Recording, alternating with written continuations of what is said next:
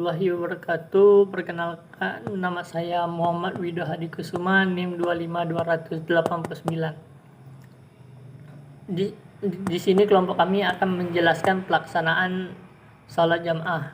Saya sendiri akan menjelaskan tentang pengertian sholat jamaah beserta dalil-dalilnya. Sholat jamaah menurut bahasa berarti sesuatu yang jumlahnya banyak. Sedangkan menurut istilah syariat, jamaah dipergunakan untuk sebutan sekumpulan orang yang diambil dari makna istima, yaitu perkumpulan. Untuk dalil-dalilnya yang pertama yaitu Rasulullah SAW telah mewajibkan sholat berjamaah bersama imam rawatib di masjid. Hal ini sebagaimana hadis berikut. Dari Abu Hurairah radhiyallahu anhu bahwa Rasulullah sallallahu alaihi wasallam bersabda, "Sesungguhnya aku punya keinginan untuk memerintahkan salat dan didirikan. Lalu aku memerintahkan satu orang untuk jadi imam. Kemudian pergi bersamaku dengan beberapa orang membawa seekor kayu bakar menuju ke suatu kaum yang tidak ikut menghadiri salat Jumat. Dan aku akan bakar rumah mereka dengan api." Hadis riwayat Bukhari dan Muslim.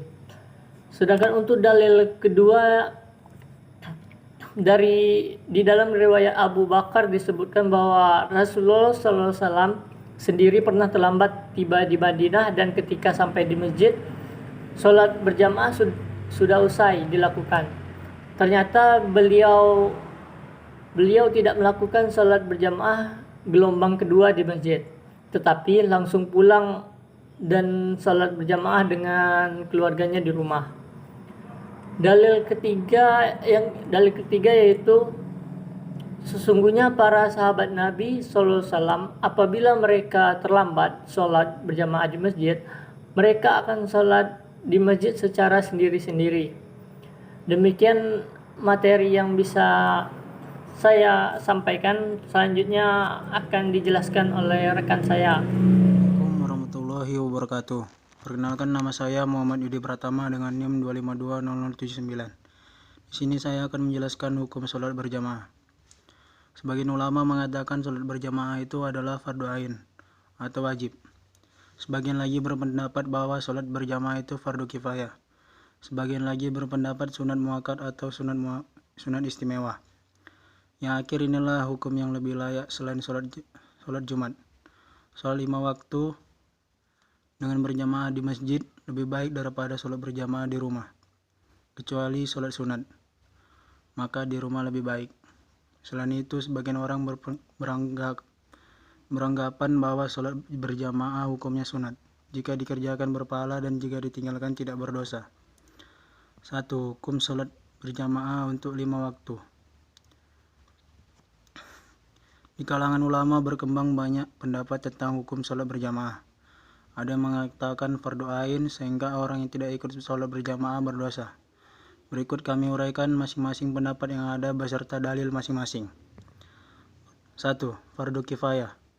Yang mengatakan hal ini adalah Al-Imam Asy-Syafi'i dan Abu Hanifah, demikian juga dengan jumhur atau mayoritas ulama baik yang lampau atau mutakaddimin maupun yang berikutnya atau mutaakhirin. Termasuk juga pendapat kebanyakan ulama dari kalangan mazhab Al-Hanafiyah dan Al-Malikiyah. Di dalam kitab Raudatut Talibin karya Imam An-Nawawi disebutkan bahwa sholat jamaah itu hukumnya fardu ain untuk sholat Jumat. 2. Fardu ain, atau berkata bahwa kewajiban yang harus dilakukan dan tidak halal selain itu, yaitu ketika seseorang mendengar azan, haruslah ia mendatangi untuk sholat. Dalilnya adalah hadis berikut. Dari Aisyah radhiyallahu anhu berkata, "Siapa yang mendengar azan tapi tidak menjawabnya dengan sholat, maka dia tidak menginginkan kebaikan dan kebaikan tidak menginginkannya. Dengan demikian, bila seorang muslim meninggalkan sholat jamaah tanpa uzur, dia berdosa namun sholatnya tetap sah." 3. Sunnah muakkad. Artinya sunnah muakkad adalah itu sama dengan wajib halil. Seorang ulama dari kalangan mazhab Al-Malikiyah dalam kitabnya Al-Muqtasar mengatakan bahwa sholat fardu berjamaah selain sholat Jumat hukumnya sunnah muakkad. Ibnul Juzi berkata bahwa sholat fardu yang dilakukan secara berjamaah itu hukumnya fardu sunnah muakkad. Kedua, hukum sholat berjamaah bagi laki-laki. Sholat fardu bagi laki-laki wajib dikerjakan di masjid dengan berjamaah. Pendapat ulama ini dilandasi oleh hadis-hadis berikut. Dari Abu Hurairah, ia berkata, Rasulullah Shallallahu Alaihi Wasallam bersabda, sungguhnya sholat yang paling berat dirasakan munafik adalah sholat isya dan sholat subuh. Ketiga, hukum sholat berjamaah bagi perempuan. Dalam buku sholat berjamaah dan permasalahannya oleh Wawan Sofyan Solehun, di dalam beberapa hadis ditegaskan oleh Rasulullah Shallallahu Alaihi Wasallam bahwa tempat sholat fardu terbaik bagi perempuan adalah rumahnya sendiri. Dari As-Sa'ib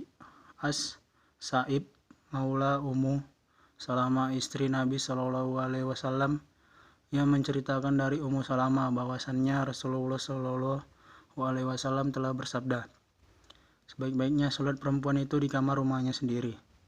Akan tetapi sholat di rumah itu banyak kemungkinannya dilakukan dengan munfarid atau tidak berjamaah. Baiklah, sekian yang bisa saya jelaskan, lebih dan kurang mohon maaf.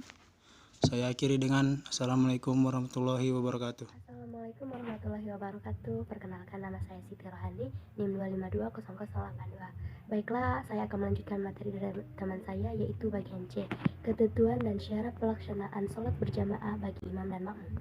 Yang pertama, syarat menjadi imam, yaitu menjadi imam sholat tidak boleh asal-asalan. Jika sang imam bisa memimpin dengan baik, maka baginya dan para makmumnya pahala yang sempurna. Akan tetapi, jika imam ada kesalahan, maka kesalahan tersebut ditanggung oleh imam sendiri, dan bagi makmum pahala yang sempurna. Berikut ini syarat menjadi imam. Yang pertama, beragama Islam. Jika diketahui dengan jelas bahwa seorang imam itu kafir atau dari jenis perempuan, maka wajib untuk mengulangi sholatnya. Dan yang kedua, berakal sehat. Seorang imam wajib memiliki akal sehat. Sholat tidak akan sah jika dipimpin oleh orang yang memiliki gangguan jiwa.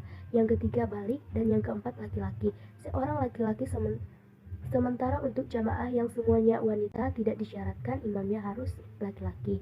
Yang kelima, suci dari hadas kecil dan hadas besar.